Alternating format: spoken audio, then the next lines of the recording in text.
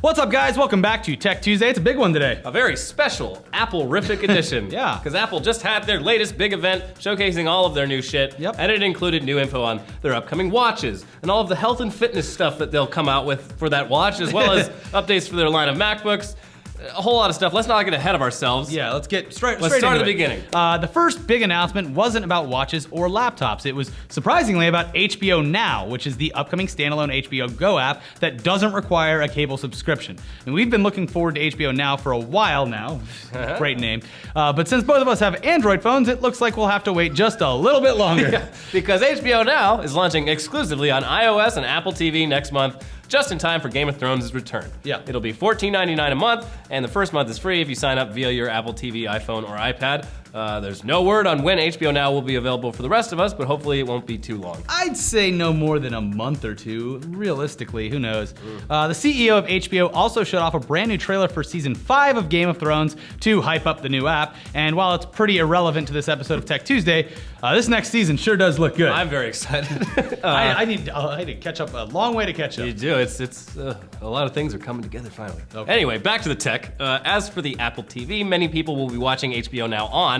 There aren't any new hardware changes, but the price has been dropped down from $99 to $69, making it now cheaper than the Amazon Fire TV and the Roku and the Google Nexus Player, but still obviously more expensive than the stick versions of all of those. I love my Chromecast, damn it, and I'll never give it up.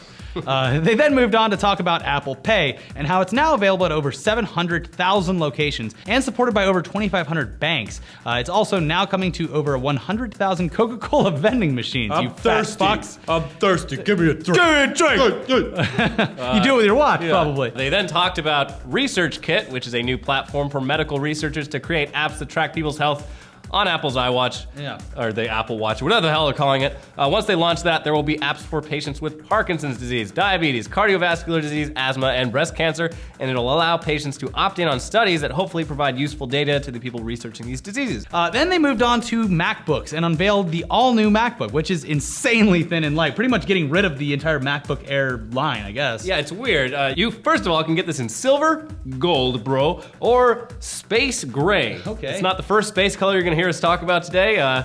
It weighs only 2 pounds, making it lighter than either of the MacBook Airs currently available.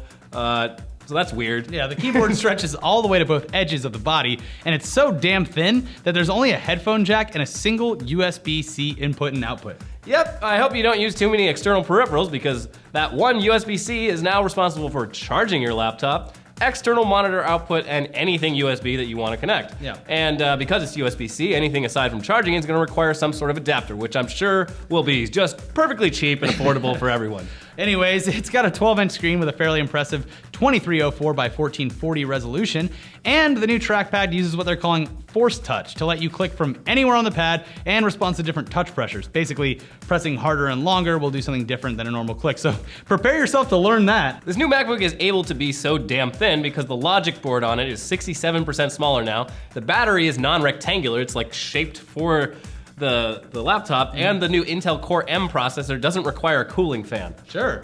They're claiming that the battery in this thing will last, quote, all day, but who the hell knows what that actually means? Anyways, the new MacBook will be available to pre-order on April 10th and will cost $1,300 for a 1.1 gigahertz processor and a 256 gig SSD, or $1,600 for a 1.2 gigahertz with a 512 gigabyte SSD. Meanwhile, how expensive is a Chromebook? It's like dirt cheap. Just go get a Chromebook. It'll do everything you need pretty much. There were also some minor updates to the other MacBooks. The Air models now have updated processors and Thunderbolt 2 ports, and the MacBook Pro, or at least the 13-inch model, gets the same new Force Touch trackpad as the others and has a faster SSD and updated Intel processor. Yeah, sorry, 15-inch MacBook Pro users or future users, people that wanted it. Yeah. Not updating that one. Nope. Just the 13-inch model. Yeah. Anyway, after that, after lightly rubbing everyone's dick for an hour, they got to those damn Apple Watches that everyone wants to throw their money at. I know the Guax Extra.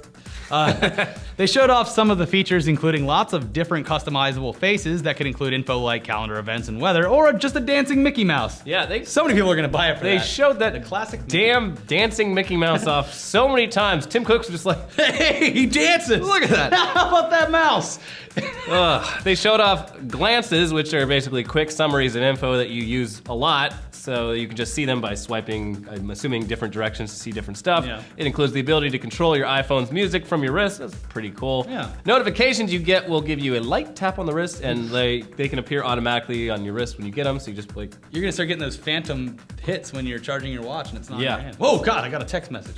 One pretty great feature is being able to make and answer phone calls directly from the watch, like Dick Tracy or something.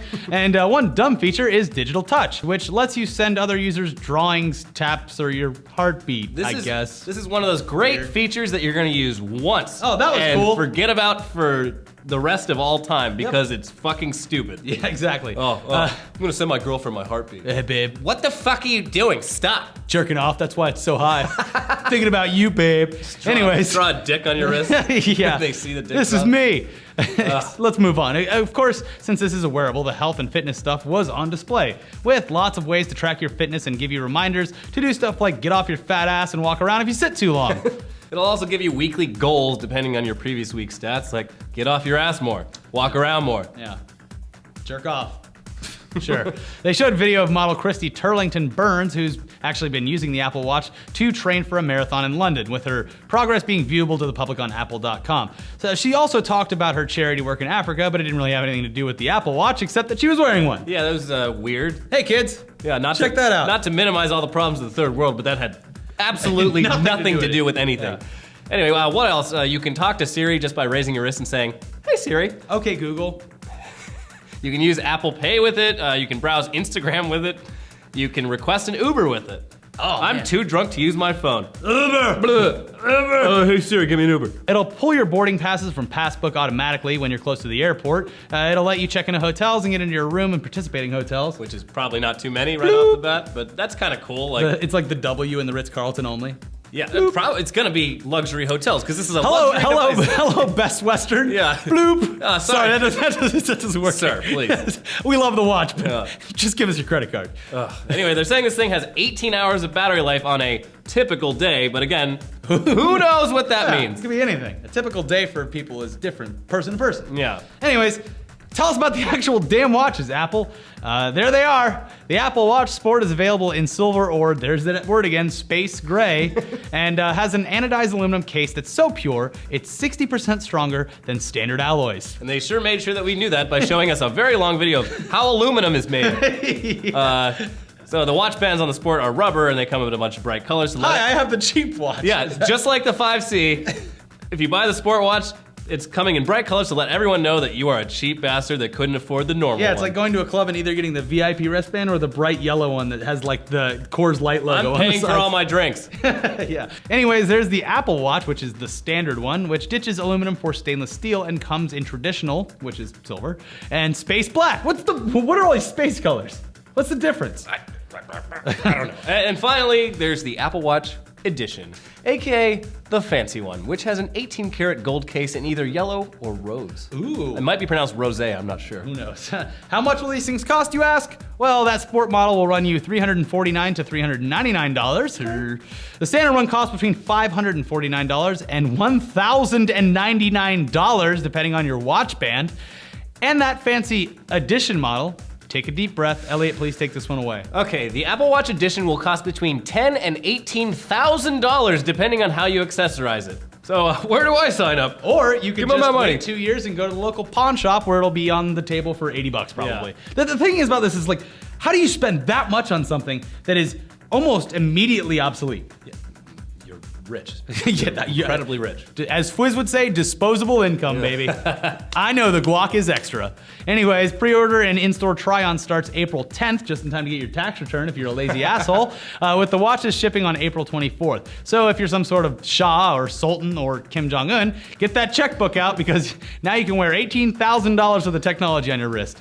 Very safe out in public. Yeah, fun fact, the cheapest Apple Watch, the $349 Sport model, is still more expensive than any of the 6 Android Wear watches currently on the market. Yeah, if you look in the right place, you can get the Moto 360 right now for like $120 during a certain sale. Having said that, we really do want to see these Apple Watches IRL and play around with them because, hate them all you want, Apple is still the king of like actual design when it comes to tech, and for something you're gonna wear on your wrist, design is pretty damn important. Yeah, it's like a Toyota Corolla is a great car, but the Mercedes looks a hell of a lot better, but you're gonna pay a lot more money for it.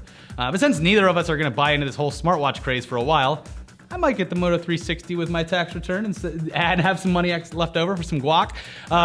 We do look forward to telling our friends what douchebags they look like when they whip these things out, Fwiz. Just as we did when all of our friends bought Moto 360s, Adam Kovic. Yeah, well, so we should talk to Apple. We should talk to our friends. I think this is a wrap on Tech Tuesday, right? I think we did it. So what do you guys think?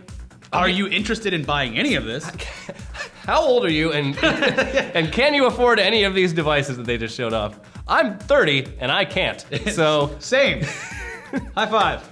Well, see you guys next time. Weekly Weird News tomorrow. Watch our podcast with the lovable Hundar and Chibi from Realm, and we'll see you guys soon. Bye. Bye.